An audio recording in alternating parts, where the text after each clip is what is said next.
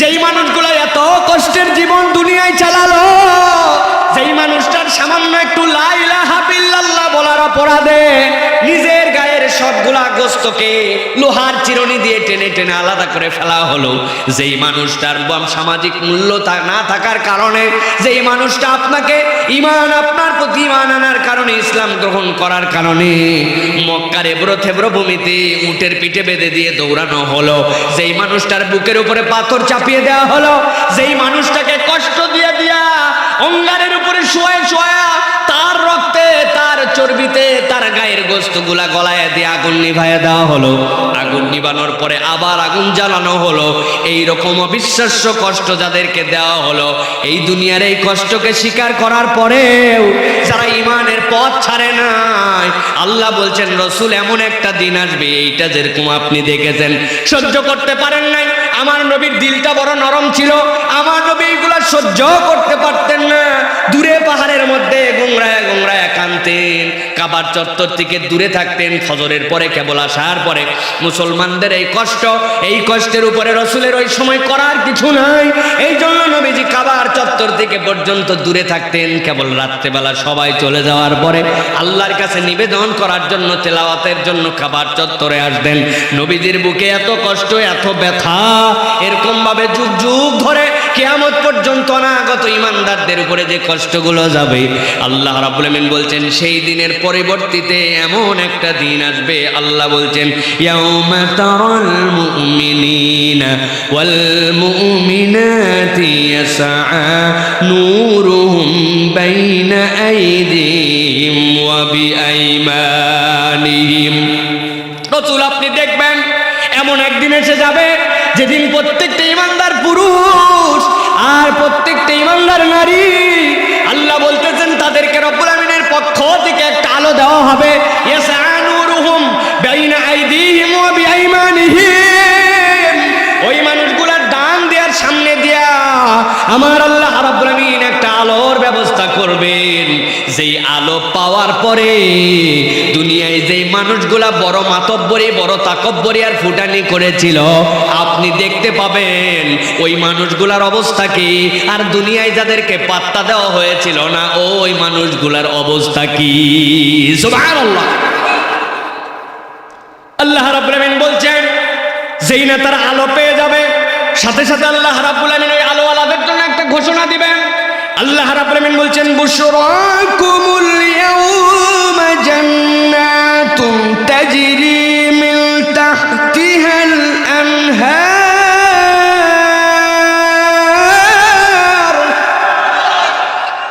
আমার আল্লাহ রাব্বুল আমিন বলছেন আলোওয়ালাদের জন্য ওই দিন সবচেয়ে বড় সুসংবাদ কি হবে? আল্লাহ বলবেন যাদেরকে আলো দিয়ে দেওয়া হবে, রসুল আপনি দেখতে পাবেন কারো কারো মুসনাদে আহমদের হাদিসের মধ্যে আসছে, দুনিয়ার বুকে যার পাত্তা ছিল না, মানুষ টিটকারি করছে, তারে মোল্লা মুন্সি বলে খেপাইছে, ইসলামপন্থী বলে অবহেলা করছে, দুনিয়ায় আল্লাহ রসুলের পথে চলার কারণে হারাম খায় নাই, অসভ্যতার মধ্যে যায় নাই, নানান দিকে সামাজিকভাবে মনে হতো পিছিয়ে আছে। কিন্তু আমার নবী বলছেন ওই দিন ঈমানদার মুমিন আর ঈমানদার নারীদেরকে এমন আলো দেওয়া হবে, যার আলোটা বেশি হবে, এক শহর থেকে আরেক শহর পর্যন্ত তার আলো অতিক্রম করে যাবে। আর যার আলোটা একদম কম, একদম কম, তাদের বৃদ্ধাঙ্গুলির মাথা দিয়েও একটা আলো বের হবে, ঈমানের আলো। ওই আলো কখনো জ্বলবে, আবার কখনো বন্ধ হয়ে যাবে। কিন্তু আমার রসুল বলছেন ওই বৃদ্ধাঙ্গুলির আঙ্গুলের মাথার যে আলোটুকু থাকবে তা এতটুকু ফোর্সের হবে, জ্বলে আর নিবে, কিন্তু এত তার পাওয়ার, এতটুকু তার উপযুক্ততা হবে, ওই বৃদ্ধাঙ্গুলির মাথার আলো দিয়া বান্দা তার জান্নাতকে খুঁজে পেয়ে যাবে। আমার আল্লাহ বলতেছেন যাদেরকে আলো দেওয়া হবে, সাথে সাথে তাদের জন্য বলে দেওয়া হবে বুশরাকুমুল ইয়াউমা জান্নাতুন তাজরি মিন তাহতিহাল আনহার। একদল আনন্দ সংবাদদাতা আলোওয়ালাদের পাশে এসে বলবে, ও আলোওয়ালা ভাই, তোমার আর কোনো চিন্তা নাই, আল্লাহ এই আলো যাকে দিয়েছেন সে জান্নাতওয়ালা। আমি তোমাকে অসংখ্য ধারায় প্রবাহমান, পাদদেশ দিয়ে নহরমালা প্রবাহমান এরকম একটা জান্নাতের খোঁজখবরি আমি তোমার জন্য দিয়ে দিচ্ছি। এই খোঁজখবরি আমাদের পক্ষ থেকে নয়, এইটা মহান রব আল্লাহ তোমাকে দিয়েছেন। সুবহানাল্লাহ।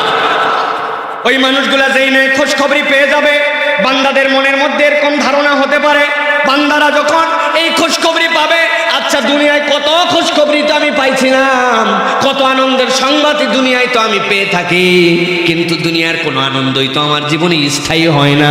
যেই বাচ্চা হওয়ার পরে, ছেলে হওয়ার পর আনন্দে মিষ্টি বিলাইছিলাম, ক্লাস 10 পড়ার পরে এমন বই খেয়ে গেছে, আল্লাহর কাছে এখন সেই সন্তানের হেদায়েত আর সেই সন্তান থেকে বাঁচার জন্য বাপ দোয়া করে, আছে না? যেই সন্তানের সফলতায় বাপ মিষ্টি বিলায়, আনন্দে উদ্বেলিত হয়, বৃদ্ধকালে যাওয়ার পর ওই সন্তান এমন আচরণ করে, ওই বাপরে বৃদ্ধাশ্রমে রেখে আসে, চোখের পানি ফেলে, বাপ মনে মনে কষ্ট পায়, আরে কার জন্য মিষ্টি বিলাইছিলাম, এই যদি থাকতো কপালে, এই সন্তান থাকার থেকে আমার না থাকা ভালো ছিল। মানুষের আনন্দগুলা কিন্তু এরকম হয়, ঠিক না? এগুলো তো অনেক দূরের আনন্দ, কাছের আনন্দ না বুঝালে বুঝবে না। কাছের আনন্দ পর্যন্ত আমাদের অনেক সময় টিকে না। পাকিস্তান বাংলাদেশে আসছে, ধামরাইয়ের ছেলে পেলে ঢাকায় বন্ধু আছে, বন্ধুরে বলছে দোস্ত এবার T20 খেলা দেখাই লাগবে, বহুদিন পর সুযোগ হয়েছে। বন্ধু তুই সাহস থাকলে একখান টিকিট কেটে আমারে জানাবি, কত বড় তুই বাপের বেটা, খুব তো গরম দেশ ঢাকা, নাকি তোরই সারাই চলে, দেহি তো এটা কিনিস। বন্ধুরও পেস্টিজে লাগছে, আমার দোস্তের কাছে বড় বড় ভাব নিছি, টিকিট না কিনে একটা পারি নাকি। অনেক কষ্ট মষ্ট করে টিকিটের কাছে যাওয়ার পরে শুনে 500 টাকার টিকিট 1000। দোস্তরে ফোন দিয়েছে, দোস্ত 500 টাকার টিকিট তো 1000, বলে নিব নাকি? কই নিয়ে ফেলা, কোনো টেনশন করিস না, খেলা দেখবো তো দেখবো বলছি, আব্বা যখন বাড়িতে থাকবে না, 1 মণ ধান সাইড করলেই টাকা বাড়ায় যাবে। 1000 টাকায় টিকিট কিনা শেষ, খেলার দিন মাঠে হাজির। 2টার থেকে খেলা, সকাল 10টায় সিরিয়াল দিছে, মাঠের মধ্যে ঢুকছে, ঢোকার পরে বড় আনন্দ করছে, ফুর্তি করছে, খেলা দেখে 4 ছক্কা হই হই করে নাচানাচি করছে। খেলা শেষ, এরপরে পুরস্কার বিতরণী দেখছে, সব অনুষ্ঠান শেষ, আস্তে আস্তে মানুষ বেরিয়ে যায়, যে তো খেলা টেলা সব শেষ, লাইট মাইট মনে বন্ধ করবে, চল বাড়ায় যা। দোস্ত বলতেছে পাগল নাকি, 500 টাকার টিকিট 1000, সকাল 10টায় আসছে, 2টার খেলা, মাঠের মধ্যে ঢুকছি খেলা দেখার জন্য। আগামীকাল কেউ শুনছে আরেকটা ম্যাচ আছে, আমি মরদ বাইর হব না, এখানেই থাকবো। রাত্রে থাকে, কালকে দেখে বাড়াবো, থাকতে দিবে তো? কি বুঝলেন? দিবে। ভালো বাড়াইছেন বাড়াইছেন, নাহলে পুলিশ কিন্তু পিছন দিয়ে লাগায়া আপনারে তেলতেলা করে বাইর করবে, ঠিক কিনা? তাহলে দুনিয়ায় আপনার আনন্দ, আপনার দেশ, আপনার এলাকা, আপনি নাগরিক, আপনি টিকিট কেটে ঢোকার পরেও সেখানে আনন্দ আপনার স্থায়ী হয় না, আপনাকে বেরিয়ে যেতে হয়। আল্লাহ যেই না বান্দাদেরকে আলো দিয়ে দিবেন, ফেরেশতারা আসার পরে বুশরাকুমুল ইয়াউম বলবে, এরপরে ফেরেশতারা বলবে তোমাদের জন্য জান্নাত দেওয়া হলো, যার পাদদেশ দিয়ে এরকম নহরমালা প্রবাহিত।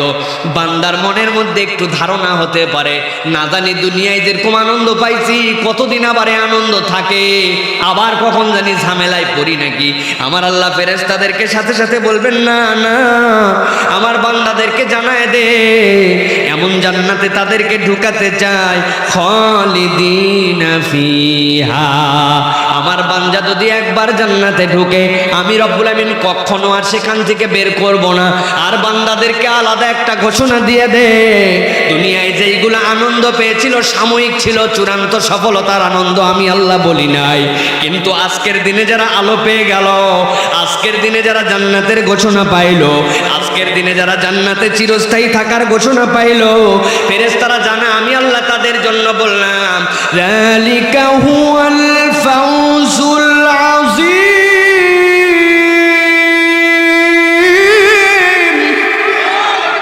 আমার আল্লাহ ফেরেশতাদেরকে বলে দিবেন, ফেরেশতারা জানায় দাও, এই জান্নাতে যেই বান্দাদেরকে ঢুকানো হচ্ছে এখন, যারা আলো পেয়ে গেছে, আমি আল্লাহ বললাম এর উপরে আর কোনো সফলতা নাই। আমার বান্দা আজকে গর্ব করে বলতে পারে আমি সফল। আল্লাহু আকবার। ভালো করে মনে রাখতে হবে এই প্রেক্ষাপটটা।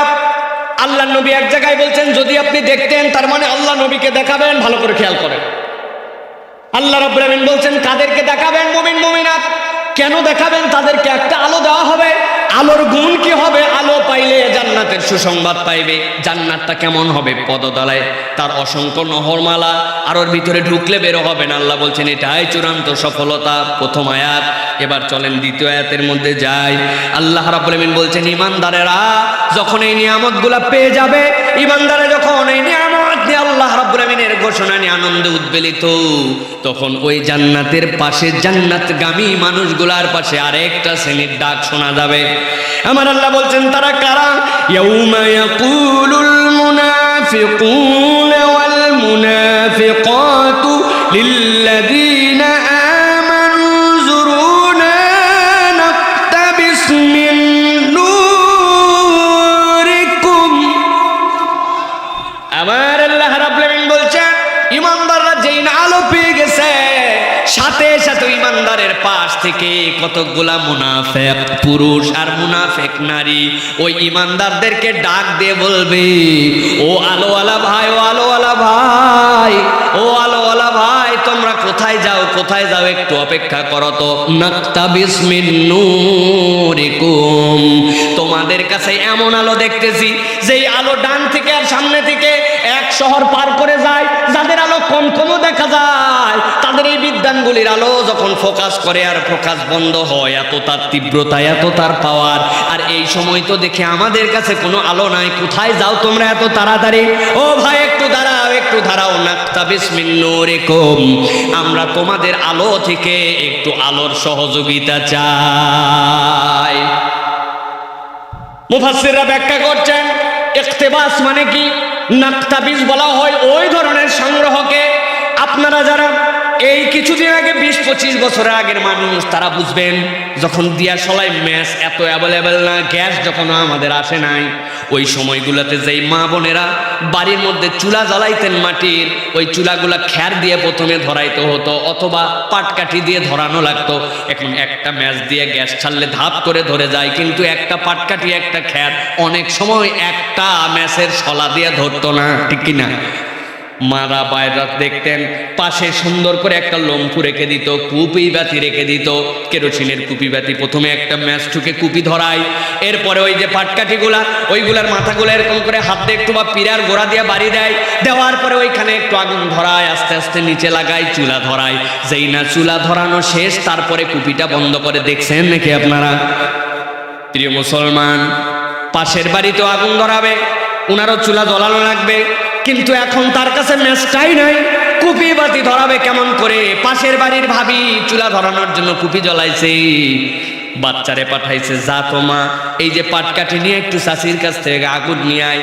আগুন নেওয়ার জন্য পাটকাঠি নিয়ে আসছে, ওই কুপি বাতির থেকে আগুন একটু নিয়ে যায়। বলেন তো ওই আগুন যেইটা কুপি বাতির থেকে ওই পাটকাঠি দিয়ে নেয়, তা থেকে এই কুপির আগুন কমে যায়? কথা বলেন, কমে? আমার আল্লাহ রাব্বুল আমিন বুঝাচ্ছেন, ভালো করে বোঝেন, ইকতিবাসের তাফসীর এইটা সহজ। আল্লাহ রাব্বুল আমিন বলছেন যেই না ওই ঈমানদাররা আলো পেয়ে যাবে, সাথে সাথে পাশ থেকে মুনাফিকরা ডাক দিয়ে বলতে শুরু করবে, লিল্লাযীনা আমানু যুরুনা নাকতাবিস মিন নূরিকুম, ও ঈমানদারেরা কোথায় যাও ভাই? একটু দাঁড়াও, একটু দাঁড়াও, ইন্তজার করো একটু। কেন? বলে তোমাদের যে আলো আছে ওইখান থেকে আমরা একটু আলোর অংশ নিব, যাতে করে আমরা চলতে পারি। এই আলোটা এমন, যার আছে কেবল সেই দেখতে পায়, যার কাছে নাই অপরের আলো দিয়ে চলার উপায় নাই। প্রত্যেকের আলো ওই দিন প্রত্যেকে আলাদা আলাদাভাবে সংগ্রহ করতে হবে। আল্লাহ রাব্বুল আমিন বলছেন যেই নাই মানুষগুলা ঈমানদারদের কাছে এসে বলতে শুরু করবে, আমাদেরকে একটু আলো দাও, অপেক্ষা করো, তোমাদের আলো থেকে একটু আলো নিব। আল্লাহ বলছেন সাথে সাথে দুনিয়ার বুকে যে ঈমানদারেরা নরভরে ভাবে চলাফেরা করছে, দুনিয়ায় কোনোদিন দাপট দিয়ে কথা বলে নাই, ভাব নেই নাই, ফুটানি করে নাই, ঈমানদারের চরিত্র কখনো ফুটানি করা হতে পারে না। কিন্তু আমার আল্লাহ বলছেন কিয়ামতের ওই ময়দানে আলোওয়ালাদেরকে আল্লাহ রাব্বুল আমিন এমন একটা গরম দিয়ে দিবেন, এমন একটা যোগ্যতা দিয়ে দিবেন, কারণ ওই দিন তারা সার্টিফিকেট পেয়ে গেছে, হুয়াল ফাউজুল আজিম, তারা চূড়ান্ত সফল। আল্লাহ বলেছেন তাদেরকে দুনিয়ার আলোকে তারা কোনো পাত্তা দেয় নাই, কিন্তু যেই না ওই দিন আলো নেওয়ার জন্য মুনাফেক পুরুষ আর মুনাফেক নারীরা আসবে আর অপেক্ষা করতে বলবে, ইমানদাররা সাথে সাথে তাদেরকে বলতে শুরু করবে, কিলা রজিউ ওয়ারাকুম ফালতামিসু নূরা, যাও পিছনে যাও, ইরজিউ ওয়ারাকুম ফালতামিসু নূরা, বদমাশি করার জায়গা পাও নাই, খবরদার ডিস্টার্ব করবে না, ডিস্টার্ব করবে না বলতেছে আজকে। সুবহানাল্লাহ বলে। এইরকম দাপট নিবে, ভাব কারে বলে ওই দিন দেখতে পাবে। এই জন্য তো আমরা মাঝে মাঝে বলি, আমাদেরকে যারা ইসলাম মানার কারণে, ইসলামের পক্ষে কথা বলার কারণে নানান অজুহাত দিয়া আজকে অপদস্থ করতেছে, আজকে বেইজ্জতি করতেছে, আর মনে করতেছে বিরাট ব্যাপার, ওই দিন যাওয়ার পরে টের পাবে এই দিন দিন নয়, আরো দিন আছে।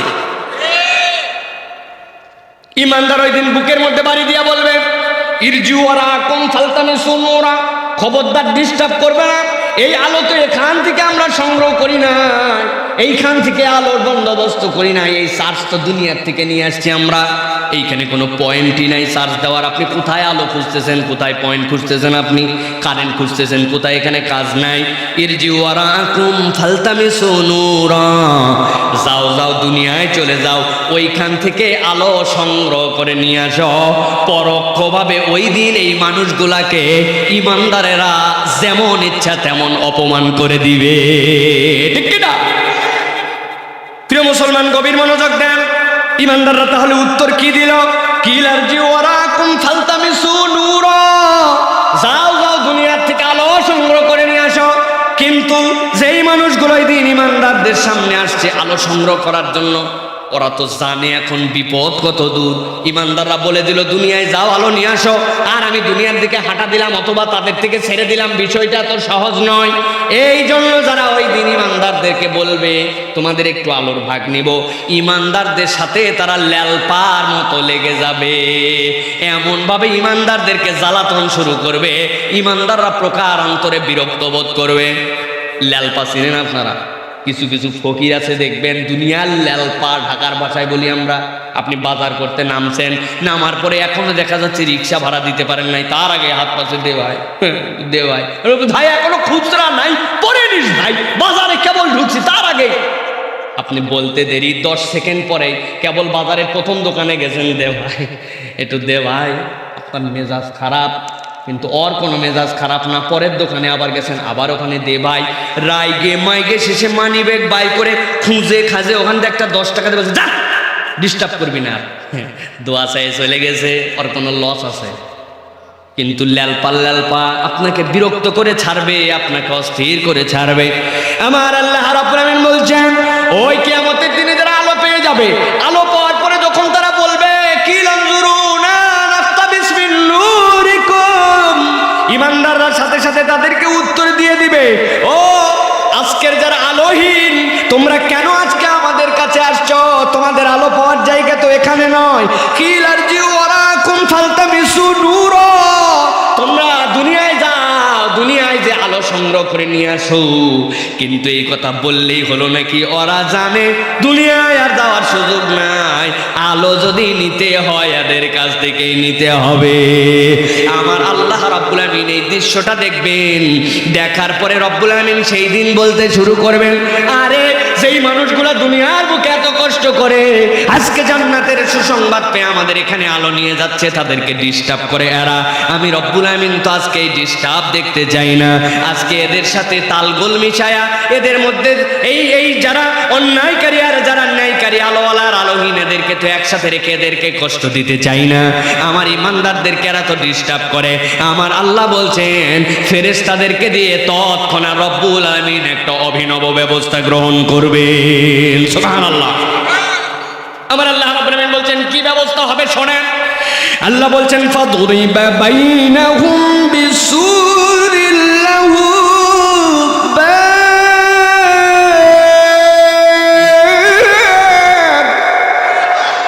আল্লাহ রাব্বুল আমিন বলছেন সাথে সাথে আমি রব্বুল আমিন ফেরেশতাদেরকে বলবো ফাদরিবা বাইনাহুম বিসুরিল লাহু বাব।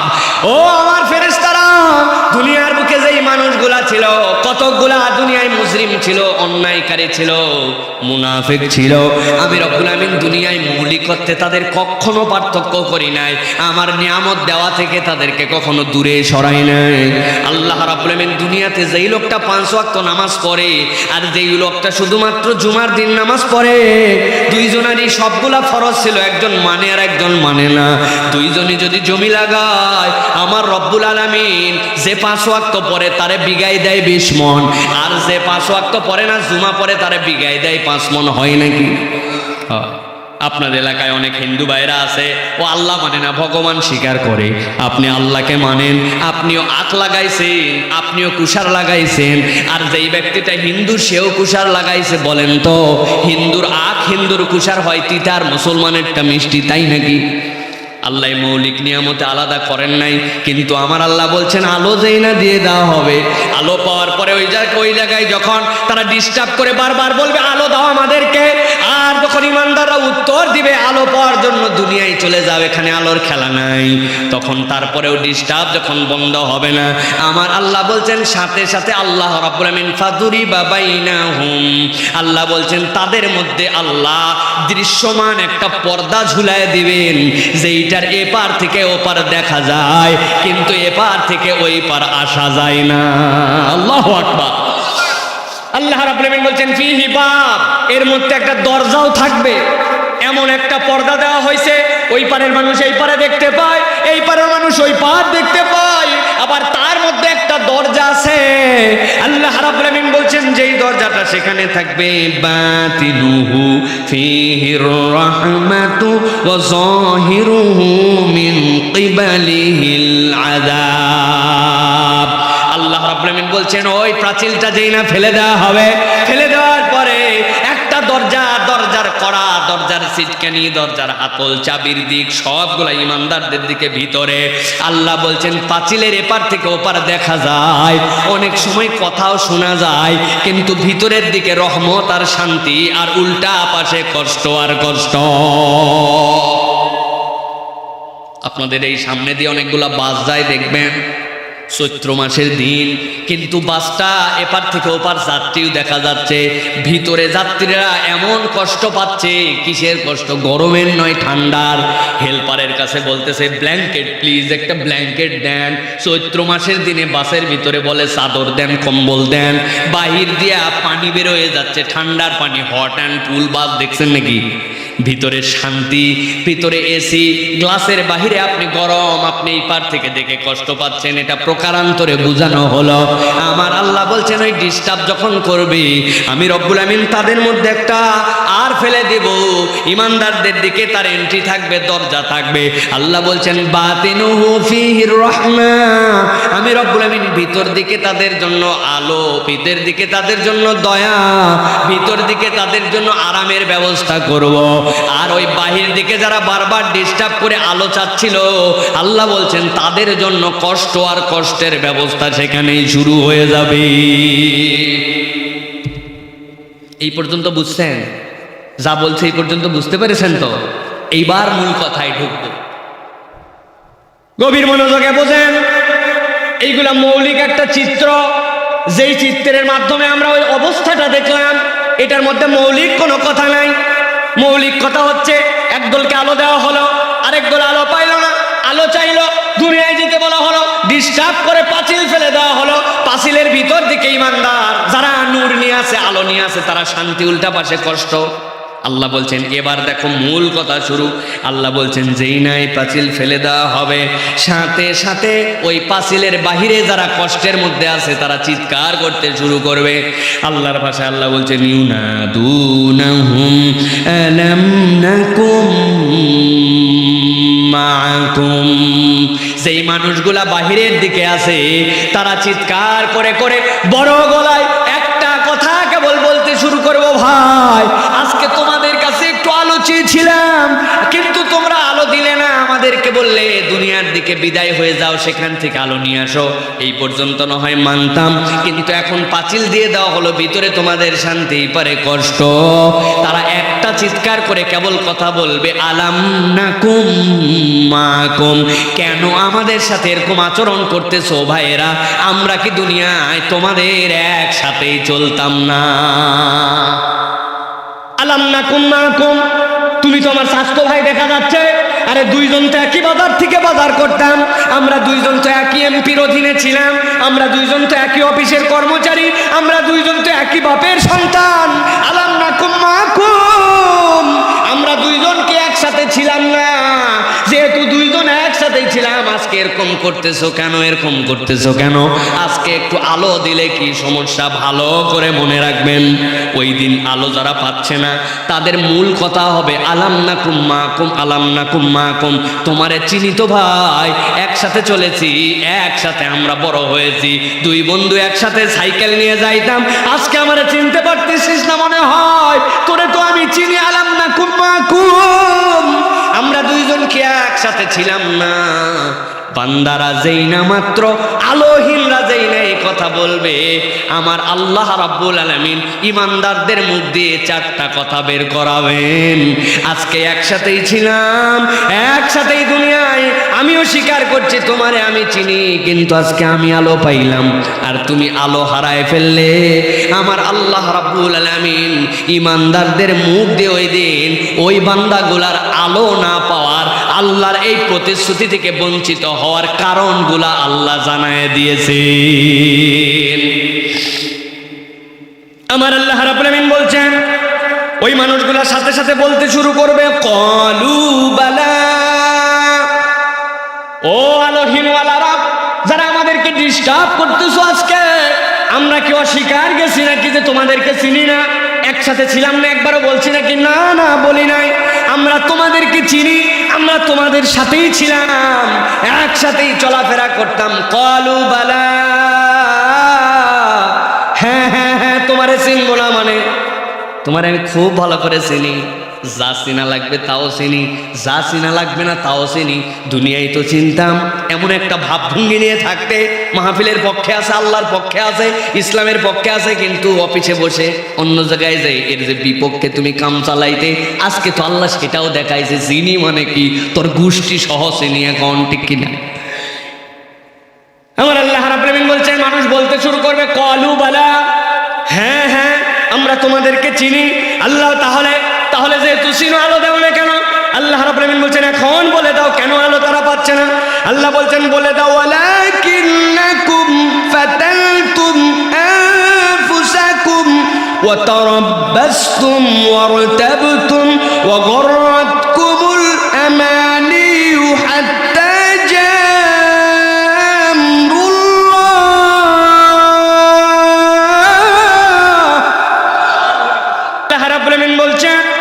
মৌলিক চারটা অপরাধ তোমাদের জীবনে ছিল, সেই চারটা অপরাধের কারণে একসাথে চলেছি, একসাথে থেকেছি, একসাথে বসবাস করেছি, কিন্তু তারপরেও আজকে আলো পাচ্ছ না তোমরা। কি চারটা অপরাধ?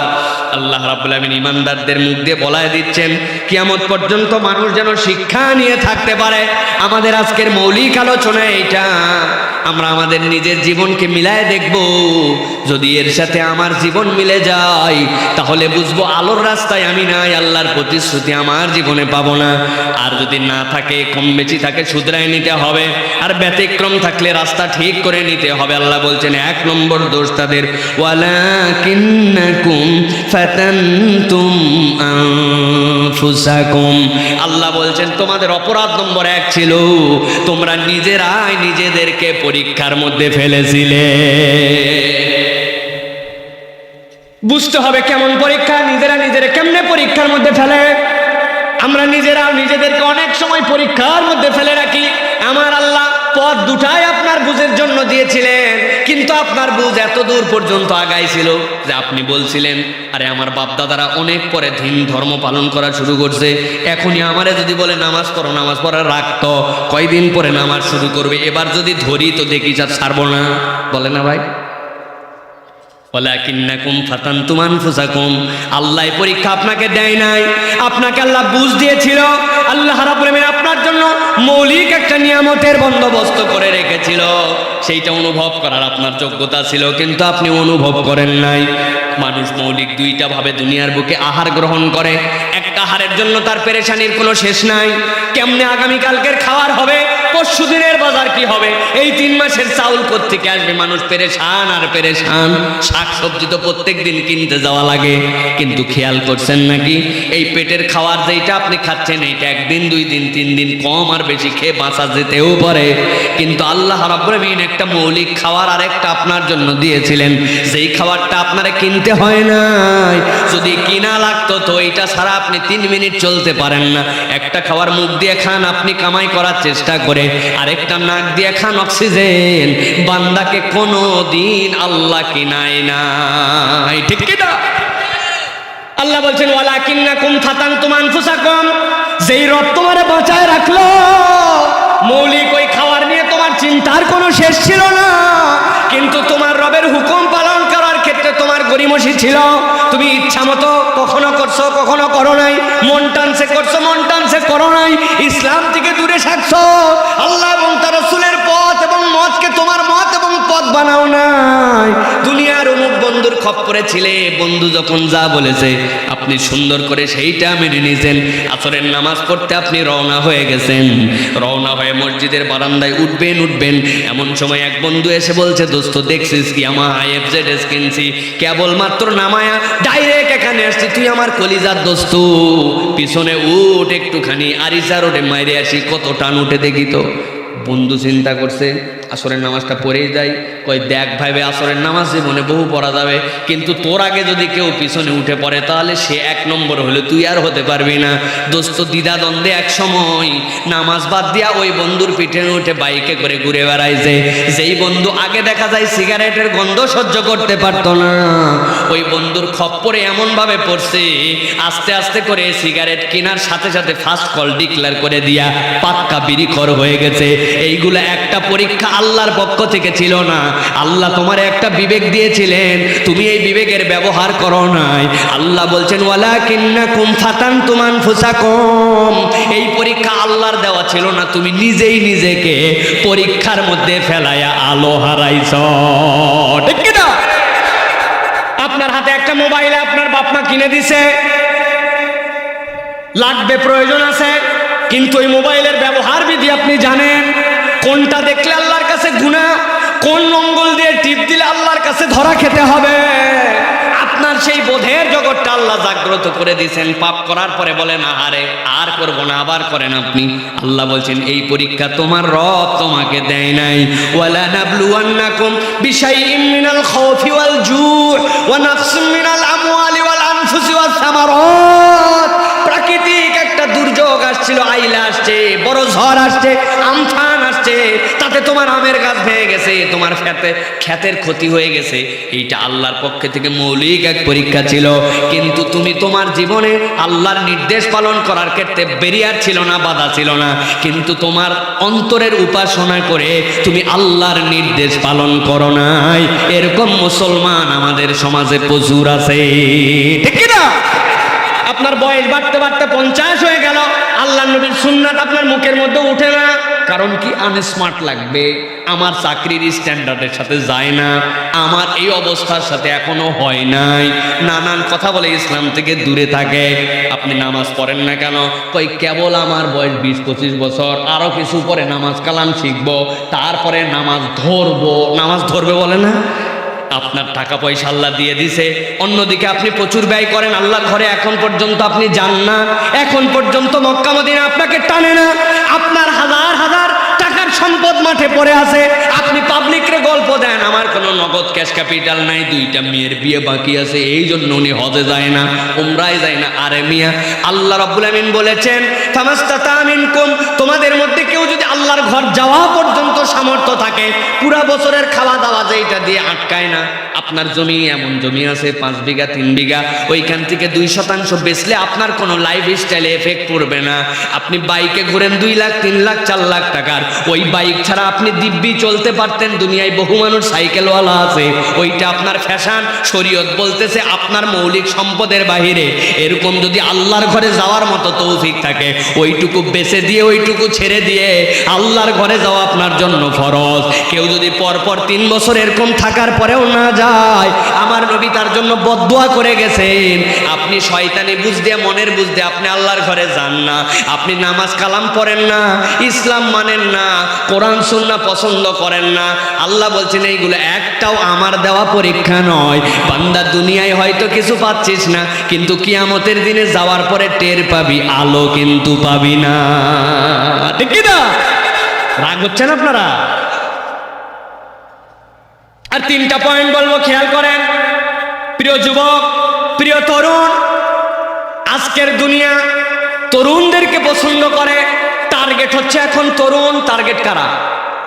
এই যে ঘন ঘন মোবাইলের ফ্যাশন চেঞ্জ হচ্ছে, ঘন ঘন আপডেট হচ্ছে মোবাইলে, নতুন নতুন সফটওয়্যার আসতেছে, এগুলো কি বুড়াদের জন্য নাকি? টার্গেট করছে তরুণকে। যেইগুলা গেমস আসতেছে, যেইগুলা নতুন নতুন আমাদের কাছে আবিষ্কার আসতেছে, সেইগুলো একটা টার্গেট মুরব্বী নয়, সবার টার্গেট হচ্ছে তরুণ আর যুবক। ইসলামও বলতেছে ইসলামের টার্গেটও হচ্ছে তরুণ আর যুবক। আমার নবী বলতেছেন, কোনো একটা যুবক বয়সের বান্দা যদি আল্লাহর কাছে সিজদা দেয়, আল্লাহর দিকে চলে আসে, একটা মুরব্বী বয়সের মানুষের 70টা সিজদার সমান রব্বুল আলামিন তরুণের সিজদাকে মহব্বত করে। ইসলামও তরুণ তোমাকে খোঁজে। যুগে যুগে ইসলামের যে মহাজয়, ইসলামের যে আদর্শিক জয়, ইসলামের যে দুনিয়ার বিজয়, এইগুলা তরুণদের অনুপ্রেরণায়। এমনকি আপনাদের কাছে শুনলে আশ্চর্য লাগতে পারে, আল্লাহর নবী যখন উহুদের যুদ্ধ শুরু হবে, আল্লাহর নবী সাহাবীদেরকে ডাকলেন, ডাকার পরে পরামর্শ নিতে শুরু করলেন কোথায় যুদ্ধ করা যায়। আবু বকর দাঁড়ায় বললেন, ইয়া রাসূলুল্লাহ, যুদ্ধ করতে হলে আমাদেরকে মদিনার ভিতর থেকে করতে হবে, কারণ শত্রুর সংখ্যা জানি না। আক্রমণ করলে আমরা ঘর থেকে ঘর আক্রমণ করব, মহিলারা ছাদের উপরে থাকবে, সেখান থেকে তারা পাথর নিক্ষেপ করবে, সবাই মিলে মেসমার করে দিব। মুরব্বী যত সাহাবী সবার পরামর্শ এইটা। কিন্তু 5-7 জন তরুণ সাহাবী যারা বলেন, ইয়া রাসূলুল্লাহ, বদরে ওদেরকে কি নাকানি সুবানি দিছি দেখে নাই ওরা, এখন যদি আমরা মদিনার ভিতর থেকে যুদ্ধ করি তাইলে কেমনে হলো? আরো কতকগুলা ছিলেন যারা বদরে অংশগ্রহণ করতে পারে না, টকবগে তরুণ। ইয়া রাসূলুল্লাহ, না না না, আমরা উহুদের প্রান্তরে যাই ওদেরকে নাস্তানাবুদ করে দিয়ে আসবো। উহুদের প্রাথমিক পর্যায়ে যদিও সেখানে ইসলামের প্রাথমিকভাবে পরাজয় হয়েছিল, কিন্তু আল্লাহর নবী এই তরুণ যুবকদের পরামর্শ গ্রহণ করে, আল্লাহর নবী তাদেরকে এত পছন্দ করতেন, আবু বকর ওমরের মশওয়ারা না গ্রহণ করে এইগুলা বেশি সংখ্যক হওয়ার কারণে তরুণদের পরামর্শে আল্লাহর নবী উহুদে যুদ্ধে গেছে। ইতিহাস এইগুলো আমাদের জন্য সাক্ষ্য দেয়। তরুণরা এক একজন যে কাজ করেছেন ইসলামের জন্য, মদিনায় থেকে মদিনার শত্রুদের সাথে হাত মিলাই তোমরা অপদস্থ করো, কোনো কথা শোনে না। শেষ পর্যন্ত দুর্গের দরজায় আলী রাদিয়াল্লাহু তাআলা গেলেন, যাওয়ার পরে খেসকা টানে দুর্গের দরজা আলাদা করে ফেলছেন, বাম হাতে ওইটাকে ঢাল বানায়া ডান হাতে তলোয়ার দিয়ে যুদ্ধ করছেন। মুসলমানদের যুদ্ধ জয় হয়ে গেছে। সাইয়েদনা আলী রাদিয়াল্লাহু তাআলা কে পরের দিন সাহাবীরা গেছেন, আলী, আমরা দেখলাম ওই চৌকাঠ উঁচু করে তুমি যুদ্ধের ক্ষেত্রে ঢাল হিসাবে ব্যবহার করছো, চলো তো আরেকবার উঁচু করে দেখাও তো। পরের দিন যাওয়ার পরে সাইয়েদনা আলী সেই ঢাল উঠানো তো দূরের কথা, তার সরষা পর্যন্ত উঠানোর ক্ষমতা রাখেন নাই। কিন্তু ওই দিন আল্লাহর জন্য, আল্লাহর নবীর জন্য আল্লাহ রাব্বুল আলামিন তার মধ্যে এমন একটা পাওয়ার ঢুকায় দিয়েছেন, আল্লাহ রাব্বুল আলামিন দুনিয়ায় থাকতে নবীর মুখ দিয়া ওই তরুণ আলীকে আসাদুল্লাহ বলেছেন। ঠিক কি না? এটা কোনো মুরব্বীর অবদান নয়। এই জন্য হে তরুণ, ইসলাম তোমাকে চাই, তুমি ইসলামের দিকে আসো। আল্লাহ রাব্বুল আলামিন বলছেন, ওই দিন তুমি তো আলো চাইবা, নাক্তাবিস মিন নূরিকুম বলবা, কিন্তু আলো হারায় ফেলবা। দুনিয়ায় যেই পরীক্ষা আল্লাহ তোমারে দেয় নাই, খবরদার খবরদার নিজেকে এরকম পরীক্ষার মধ্যে ফেলো না। পরীক্ষার মধ্যে আমরা নিজেদেরকে ফেলে রাখি, অনেক সময় নিজেদেরকে পরীক্ষার মধ্যে ফেলি। এই একটুখানি বিড়ি খাইলে কি হবে, কিছুদিন পর ছেড়ে দিবে, আস্তে আস্তে ওই বিড়ির থেকে যায় দেখবেন মাদকের দিকে নেশা দেয়। যারা বিড়ি তো খাচ্ছিস, ওর ভিতরে এই প্রত্যেক দিন একই রকম তামাক দিলে হয়, একটু ধারে বাইর করে একটু গাঁজা ভিতরে দিয়ে দেখ, এক টান কি হয়, 2 টান দিছে, দেওয়ার পরে মজা লাগছে, আরে আমার সিগারেট বিড়িতে কিছুই করতে পারে না, তাই নাকি? প্রমাণ দে দেখে এটা ইয়াবা খাই একদিন। না ভাই, এটা খাবো না ভাই। খাও, খালি গল্পই দেশ, মাথা ঘুরে নয় কর না। শেষ পর্যন্ত একদিন একটু ইয়াবা এক ডোজ, এরপরে শুরু হয়ে গেল এই যে আপনি পরীক্ষায়, এই পরীক্ষা আপনারা কে করতে বলছে? আপনারা বিড়ি খেয়ে কয়েকদিন পরীক্ষা করতে কে বলছে? গাঁজা খেয়ে পরীক্ষা করতে কে বলছে? আপনার ক্যারিয়ারটা আপনি বরবাদ করে দিয়েছেন। প্রত্যেকটা মাদক সেবী এই সমাজের জন্য, দেশের জন্য, পরিবারের জন্য একটা বোঝা, ঠিক কিনা? খুব সাবধান। সন্তানের ঠ্যাং ভাঙ্গে দিবেন, বাঁশ দিয়ে পিটায়া ভাঙ্গে লুলা করে ফেলে রাখবেন, হাসপাতালে দিবেন না। ওই রকম সন্তান লুলা করে ফেলে রাখবেন, 1 বছর পরে থাক, ওর কাছেও কেউ আসবে না, ওরেও যেন বাহিরে যায়, তাও যেন নেশাখোর না হয়, ঠিক কিনা? করা হন। আপনারা মসজিদ বানাচ্ছেন, আলহামদুলিল্লাহ, খুব ভালো কথা। আপনাদের এলাকার অনেক কথা শুনেছি, চেয়ারম্যান সাহেব যোগ্য মানুষ, রাজনৈতিকভাবে এখানে একটা সুন্দর পরিবেশ ধরে রাখার জন্য ভাইজান সহ আপনারা সবাই চেষ্টা করতেছেন, কিন্তু মাদকের বিপক্ষে আপনাদেরকে 0 টলারেন্স নিতে হবে। এটা সরকার মরকার বুঝি না, প্রত্যেক বাড়ির থেকে মাদক বিরোধী অভিযান থাকতে হবে, ঠিক কিনা? প্রিয় ভাইয়েরা, এই জন্য আমাদেরকে এখান থেকে বাঁচতে হবে। এটা আমাদের জন্য কোনোভাবেই না সিগারেট বিড়ি, নো, এটা আপনি খেতে পারেন, আপনাকে লিফট করতে হবে এখান থেকে। নো, স্মার্ট যুবক সে যে সিগারেট বিড়ি এইগুলো বাজে কোনো কাজের সাথে যার সম্পর্ক নাই। বলেন তো দুনিয়ার সবচেয়ে স্মার্ট কে? মুহাম্মাদুর রাসূলুল্লাহ। ইমান আনেন এইটা। আপনি কি এর শাহরুখ খান আর সাকিব আল হাসান বাংলাদেশের দান বানাইছেন? আন্দাজি বললে হবে নাকি? আপনাকে ইমান রাখতে হবে। আমার রসুলের থেকে স্মার্ট মানুষ পৃথিবীতে নেই, ঠিক কিনা? এটাই ইমান। এটা যদি আপনি বিশ্বাস না করেন, আপনার ইমান পূর্ণ হবে না।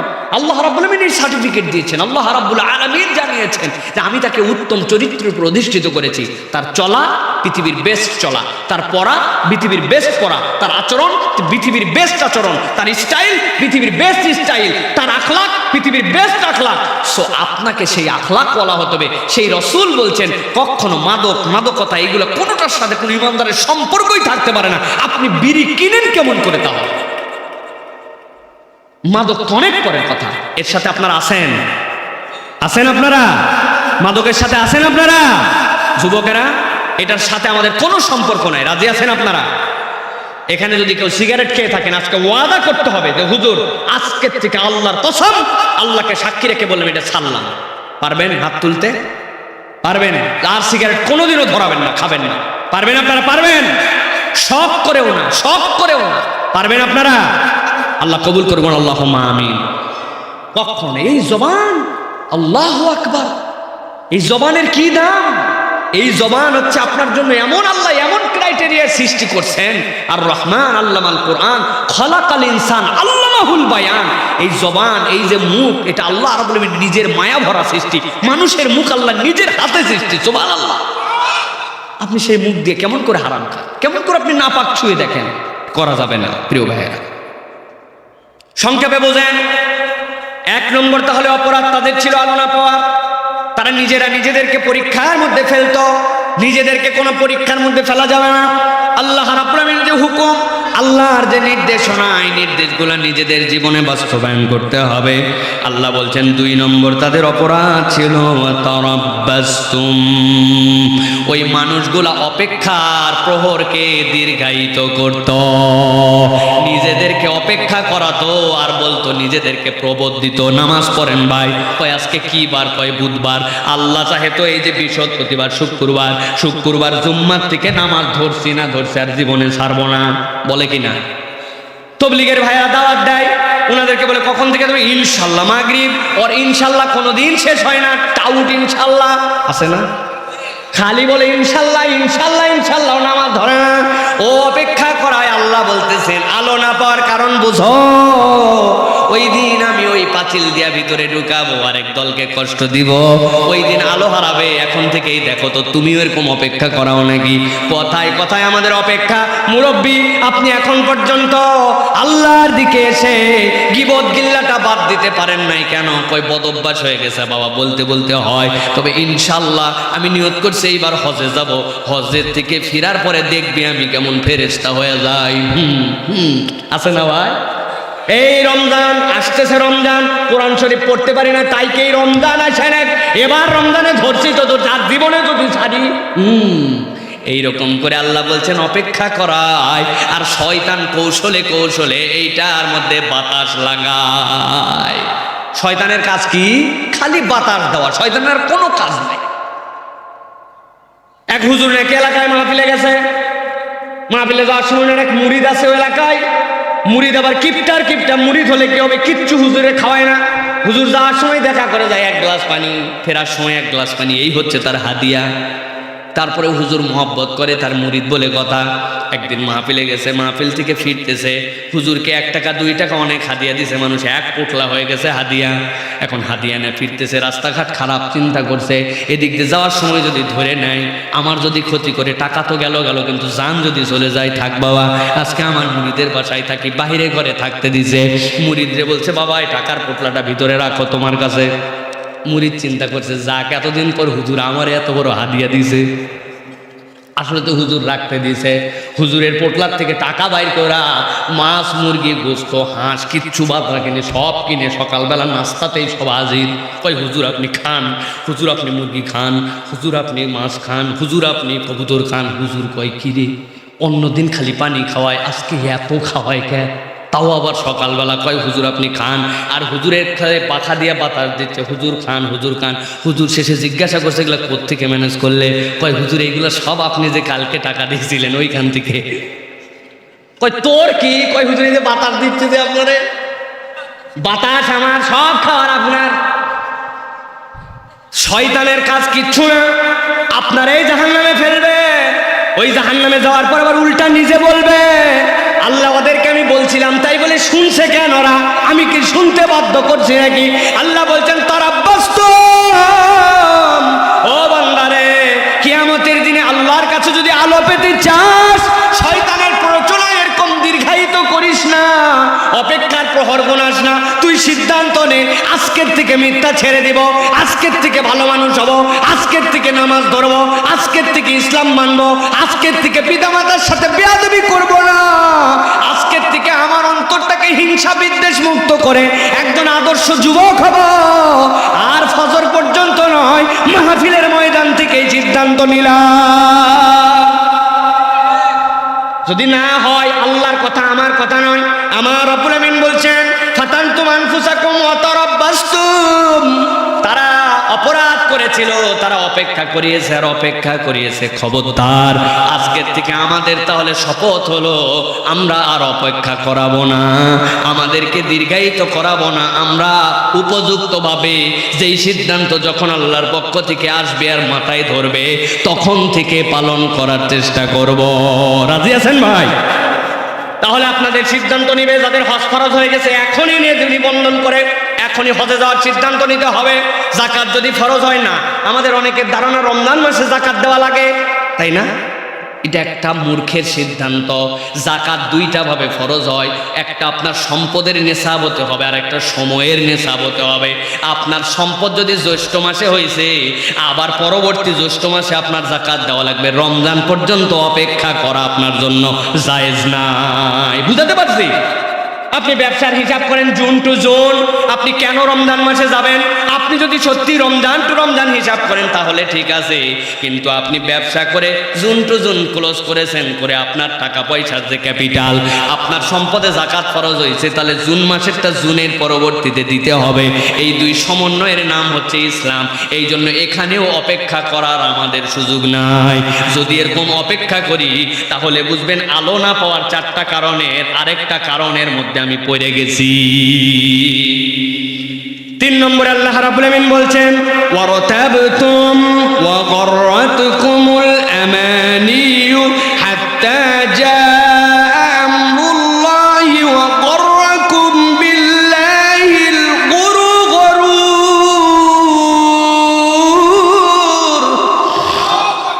আমার আল্লাহ রাব্বুল আমিন বলছেন ওই মানুষগুলা যেই দোষগুলা করছিল, ওই মানুষগুলা আল্লাহ রাব্বুল আমিনের কাছে বারবার বলার পরেও ওই মানুষগুলা ওয়ারতাবতুম, তাদের আরেকটা দোষ ছিল, আল্লাহর বিধিবিধান নিয়ে তারা সন্দেহ করত। কি করত?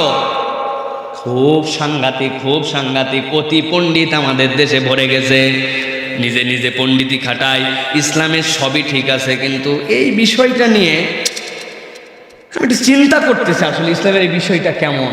উনি পণ্ডিতি খাটাচ্ছে, আল্লাহ রাব্বুল আলামিন বলছেন কিছুই বোঝে না, কিন্তু ইসলামের বিধান নিয়ে সন্দেহ করে, নানানভাবে শয়তান তার মধ্যে উস্কাইয়া দেয়। খবরদার খবরদার, ইসলামের বিধান নিয়ে সন্দেহ করলে একুল উকুল দুকুল হারাবে, দুনিয়াতেও বেঈমান হবে, ওই পারে যাওয়ার পরেও আলো পাবে না। কথাটা মাথায় কাজ করে নাই আপনাদের? একটু খুলে বলি, ভালো করে বোঝেন। আল্লাহ রাব্বুল আলামিনের দেওয়া দুনিয়ার বুকে দণ্ডবিধি আছে কি নাই? কথা বলেন। আল্লাহ রাব্বুল আলামিনের দেওয়ার রাষ্ট্রীয় নীতিমালা, রাষ্ট্র চালানোর পথ ও পদ্ধতি দেওয়া আছে কি নাই? আল্লাহর দেওয়া অর্থনৈতিক ব্যবস্থা আছে কি নাই? আল্লাহর দেওয়া জিহাদের নীতিমালা আছে কি নাই? আল্লাহর দেওয়া পারিবারিক নীতিমালা আছে কি নাই? আল্লাহর দেওয়া নামাজের নীতিমালা আছে কি নাই? নামাজের নীতিমালায় আমি 100-তে 100, হজের নীতিমালায় আমি 100-তে 100। যেই না আপনাকে বলা হবে আমার আল্লাহ তো অর্থনৈতিক নীতিমালাও দিয়েছে, আমার আল্লাহ তো দুনিয়ার মানুষের জন্য দণ্ডবিধির নীতিমালাও দিয়েছে, তখন অতি পণ্ডিত ওই নামাজি, অতি পণ্ডিত ওই হাজী সাহেব পর্যন্ত বলে 1450 বছর আগে পাথর মারা চলতো, হাত কাটা চলতো, এখন না, আসলে যায় না আমাদের সাথে, বলে কি না? আমার আল্লাহ রাব্বুল আলামিন সুন্দর করে এখানে এই জন্য বলে দিয়েছেন, ওই বান্দাদের আরেকটা চরিত্র হচ্ছে ওই বান্দারা না বুঝে বুঝে মাতব্বরি করে, আল্লাহর বিধান নিয়ে সন্দেহ করে। বন্ধুদের আড্ডায় চলে গেছে, বিয়ে শাদী আপনার বাড়িতে লেগে গেছে, বিয়ে বাড়িতে আপনার বাদ্যযন্ত্র বাজে, বাজনা বাজে, বলছে কি ব্যাপার হাজী সাহেবের বাড়ির মেয়েতে এরকম ব্যাপার কেন? কয় আরে আগে চলতো না, এখন কি করবো ভাই, বাচ্চা কাচ্চা যে করে। আসলেও কি ইসলামে একবারেই আনন্দ ফুর্তি কিছুই নাই? আল্লাহ বলছেন এরকম কতকগুলা ইমানদার আছে তারা পর্যন্ত সন্দেহ করে, আর কতকগুলা মাতব্বর আছে যারা আল্লাহর দেওয়া অর্থনীতিকে, আল্লাহর দেওয়া দুনিয়ার বুকে দণ্ডবিধিকে কেবল উপেক্ষাই করে না, বলতে বলতে আল্লাহর বিধানে ভুল পর্যন্ত ধরে। আছে কিনা? ইমান মজবুত করে নেন, ভালো করে বোঝেন।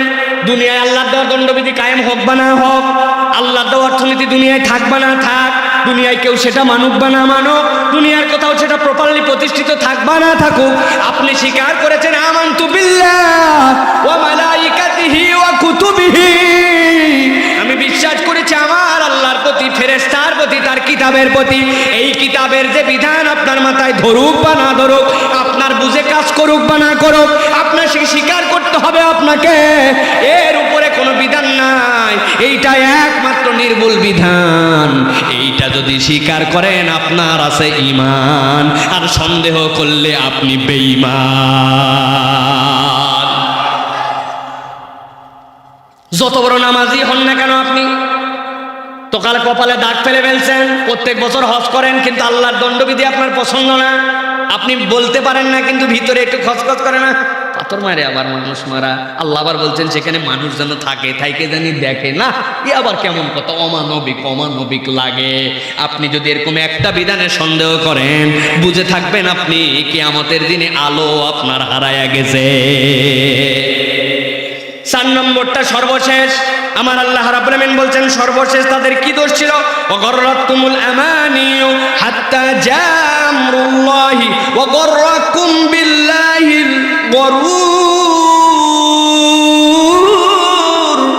আমার আল্লাহ রাব্বুল আলামিন বলছেন মুসলমানরা তাদেরকে সর্বশেষ যখন জানায় দিবে, তাদেরকে বলবে কেন তোমাদের অবস্থা?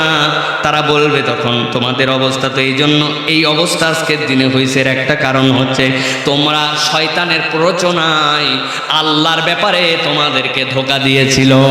ব্যাখ্যা করছেন আল্লাহর ব্যাপারে ধোঁকা মানে কি?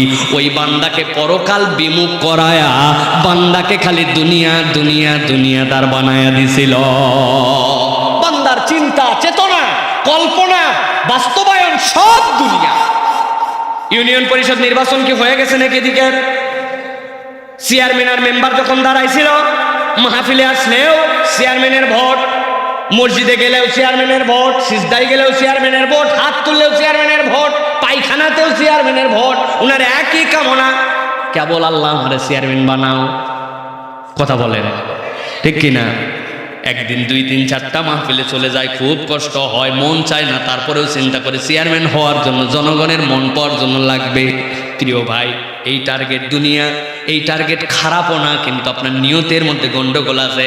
চেয়ারম্যানদের তো আল্লাহর কাছে দোয়া করা উচিত, আল্লাহ আমার দ্বারা যদি এটা এই দুনিয়া খেরাতে কল্যাণ হয়, প্রার্থীদের মধ্যে সত্যি যদি আমি তাকওয়াবান হই, সত্যি যদি আমি যোগ্য হয়, আমার চেয়ারম্যান হওয়ার পরে শয়তানের প্ররোচনায় যদি হারাম খাওয়ার সম্ভাবনা আমার না থাকে, এই চেয়ারম্যানই যদি আমার জান্নাতে যাওয়ার কারণ হয়, তাইলে তুমি আমারে চেয়ারম্যান বানাও। আর এইগুলা যা বললাম, এইগুলার থেকে যদি একটা বিপজ্জনক হয়, আমি আমার জান্নাত হারাতে চাই না, মেহেরবানি করে আমারে ফেলাও, ঠিক কিনা? আপনি পড়ালেখা করেন, কি জন্য পড়েন?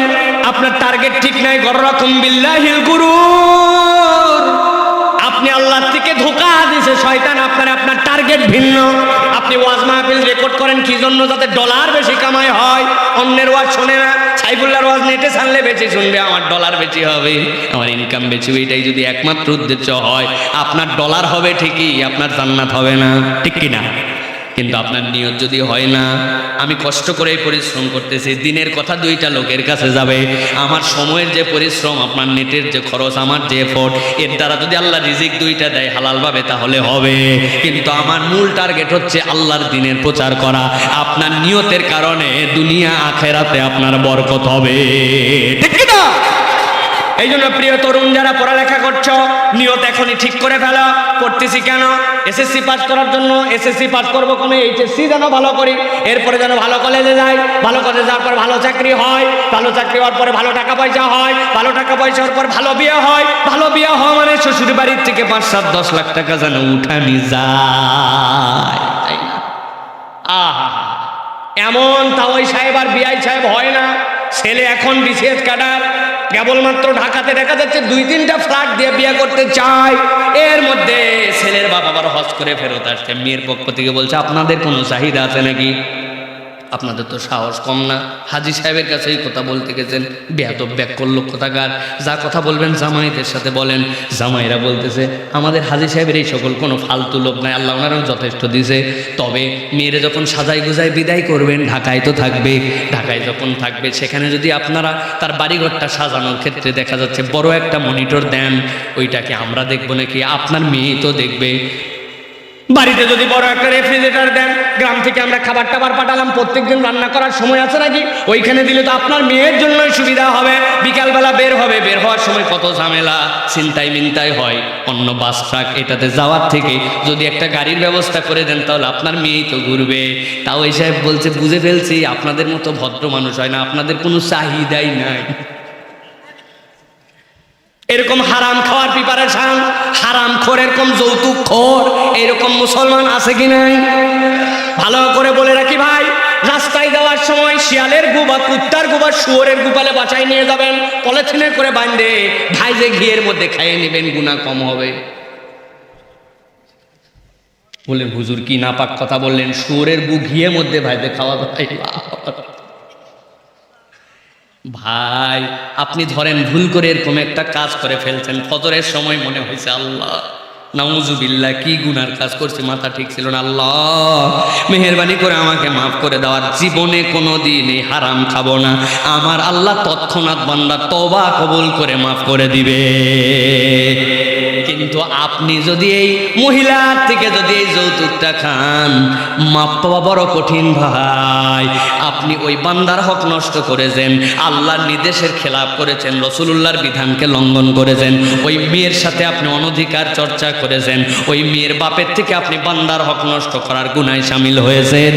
আপনি যতক্ষণ এইগুলা ফেরত দিয়া, এইগুলার বদলা দিয়া, মাপ চেয়ে তাদের থেকে ক্ষমা না নিবেন, আমার আল্লাহ আপনার ইবাদত বন্দেগী পর্যন্ত কবুল করবে কিনা সন্দেহ আছে, ঠিক কিনা? সুতরাং খুব সাবধান হয়ে যান। আমার আল্লাহ রাব্বুল আমিন এই জন্য বলেছেন, এই মানুষগুলার দোষ কি ছিল? কিছুই ছিল না। ওই মানুষগুলার বিবেক টিবেক সবই ঠিক ছিল, কিন্তু ওয়ারতাবতুম, তার আল্লাহর বিধানকে সন্দেহ করছে। নিলে কি হবে? আল্লাহ তো দুনিয়ায় কিছুই করে না, কত লোকই তো নিচ্ছে, আমি যদি দিই নেই, এটা তো দিয়েই থাকে, সামাজিক কালচার হয়েই গেছে না। হাজার যুক্তি দিয়েছেন। আল্লাহ রাব্বুল আমিন বলছেন ওয়াগররাতকুমুল আমানিউ হাত্তা جاء أمر الله وغركم بالله الغرور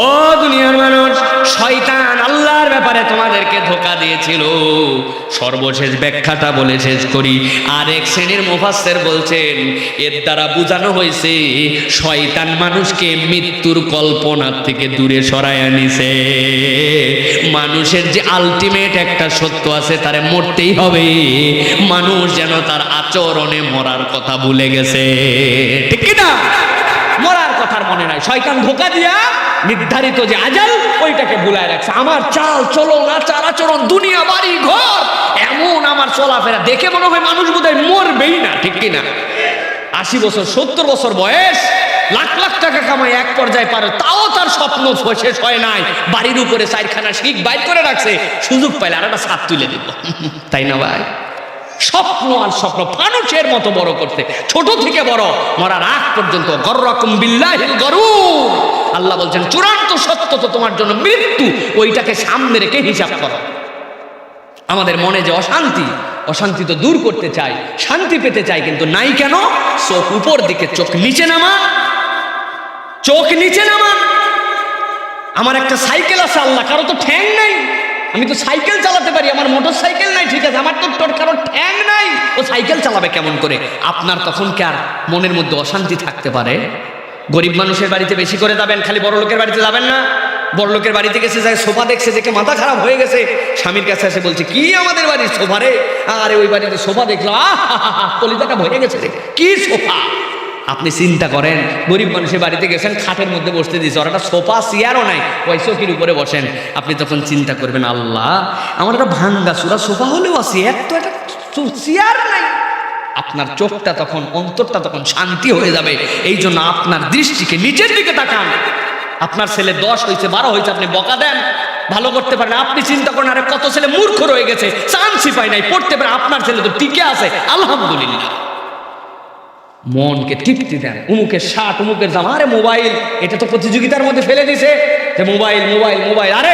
কত অন্ধ আছে ও বাটনটা পর্যন্ত ব্যবহার করতে পারে না কোনোদিন কিছু দেখতেই পারে না তোমার তো একটা কোন রকম দেখা যায় এরকম কিছু আছে তুমি তোমার চোখের শুকরিয়া করছো এইভাবে আপনি দিনের মনকে বুঝ দেন আর আলো পাওয়ার জন্য প্রচেষ্টা লাগান পুরা কথার সামারি করে দেই 2 মিনিটে খেয়াল করেন আল্লাহ রাব্বুল সূরা হাদীদ 57 নম্বর সূরা 12 থেকে 15 নম্বর আয়াত পড়বেন আল্লাহ বলছেন ওই দিন যাওয়ার পর ইমানদারদেরকে আলো দেওয়া হবে আলো পাওয়ার সাথে সাথে জান্নাতের ডিক্লার জান্নাতের বর্ণনায় পায়ের নিচ দিয়ে নহর ঢুকলে আর বের করবে না আল্লাহ রাব্বুল আমিন বলছেন চূড়ান্ত সফলতার ঘোষণা সাথে সাথে মুনাফিক যারা ছিল দুনিয়ার বুকে বলছে মুখে মুখে আল্লাহ রাসূল কিন্তু অন্তরের মধ্যে তার বিশ্বাস নাই ওরা দৌড়ে এসে বলবে ভাই কই যাও তোমরা আমাদেরকে একটু আলো দাও মুসলমানেরা ইমানদারেরা ফরমেশে যাবে খবরদার ডিস্টার্ব করবি না যা দুনিয়ার থেকে আলো নিয়ে আই ওরা তো জানে যে দুনিয়ায় আলো পাওয়া যাবে না যাওয়াও যাবে না খুব লেলপার মতো ধরবে তখন আল্লাহ একটা পর্দা ফেলবেন ভিতর দিকে শান্তি আলোওয়ালারা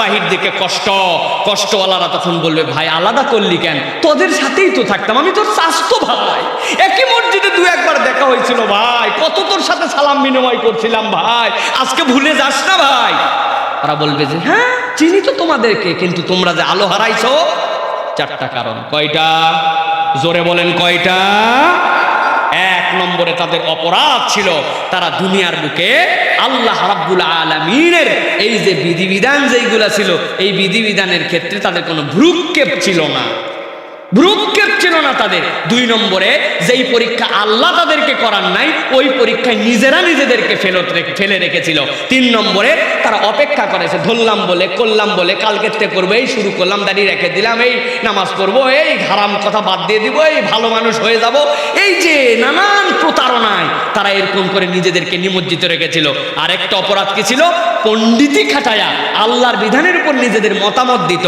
আল্লাহর বিধানকে নানান এক্সকিউজ দেখায়া সন্দেহ করত আর পরকালমুখী জীবন তাদের ছিল না দুনিয়াদার হয়ে মৃত্যুর কথা ভুলে থাকতো এই 4টা অপরাধে আমরা সেদিন আলো হারাবো আমরা আলো হারাতে চাই না আমরা আলোওয়ালা হতে চাই ঠিক কি না কারা আলো পেতে চান হাত তুলে আল্লাহকে দেখান আলোওয়ালাদের মনে হিংসা থাকবে আলোওয়ালাদের মুখে মিথ্যা থাকবে হাত তুলতে কষ্ট হচ্ছে বাবা তো বাইর করেন না কেন? আল্লাহর ক্যামেরা একটু ভিডিও হোক। কি চাদরের মধ্যে ঢুকে হালাইছেন? 2 হাত তোলেন, সোজা করেন। আর এটা হাতেরও হক আছে আল্লাহর কাছে। তুলছেন হাত? আলোয়ালারা মিথ্যা কথা বলবে, আলোয়ালা মদ বিড়ি খাবে, আলোয়ালারা পরস্পরের মধ্যে হিংসা বিদ্বেষ করবে, আলোয়ালারা চোখ দিয়ে হারাম দেখবে, আলোয়ালারা নামাজ বাদ দিবে, আলোয়ালারা ইসলাম অপছন্দ করবে, আলোয়ালারা কি অপরকে হিংসা করবে? না, আমরা স্বীকার করেছি। তাহলে আল্লাহর কাছে আমরা বলে দেই যে আল্লাহ তুমি এই যোগ্যতাগুলো, কোয়ালিটিগুলো আমাদের মধ্যে দান করো। বলেন আল্লাহুম্মা আমিন। চিৎকার করে বলেন নারায়ে তাকবীর, নারায়ে তাকবীর। আল্লাহ কবুল করুন, আল্লাহুম্মা আমিন। ওয়া মা আলাইনা ইল্লাল বালাগ। হাযা মা ইনদি ওয়াল ইলমু ইনদাল্লাহ। সুবহানাকাল্লাহুম্মা বিহামদিকা আশহাদু আল্লা ইলাহা ইল্লা আনতা আস্তাগফিরুকা ওয়া আতুবু ইলাইক। ওয়াসসালামু আলাইকুম ওয়া রাহমাতুল্লাহি ওয়া বারাকাতুহু।